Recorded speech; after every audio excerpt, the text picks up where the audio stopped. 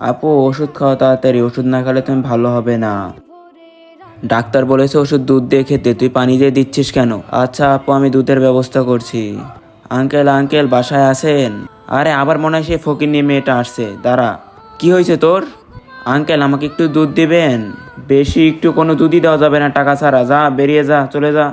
দেখুন আঙ্কেল, আমার বোন অসুস্থ, আমার অল্প একটু দুধ লাগবেই, না হলে আমার বোন ওষুধ খাচ্ছে না। আচ্ছা দাঁড়া, দেখছি কোনো লাইন করা যায় নাকি। টাকা ছাড়া দুধ নিতে আসছে, তোকে আজকে আমি পানি দিয়ে দেব। তাহলে এরপর আর কোনোদিন আমার কাছে দুধ নিতে আসবি না ফ্রিতে। এই পানি এখন ওকে দেবার বলবো, এগুলোই দুধ। এই নিয়ে অনেক কষ্ট করে একটু দুধ এনেছি, যা ফোট।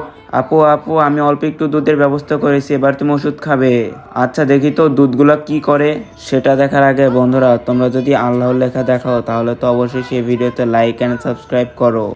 আজকে আমি দেখবো মা বাবাকে ভালোবেসে কে কে ভিডিওতে লাইক আর সাবস্ক্রাইব করে। তুমি যদি লাইক সাবস্ক্রাইব না করো তাহলে মনে করবো তুমি তোমার মা বাবাকে ভালোবাসো না। এই নে বোন, তোর জন্য দুধ এনেছি, দুধ দিয়ে এবার ওষুধগুলো খেয়ে নে। হে আল্লাহ, আমি দিলাম পানি, হয়ে গেল দুধ। আল্লাহ তুমি আমাকে মাফ করে দিও।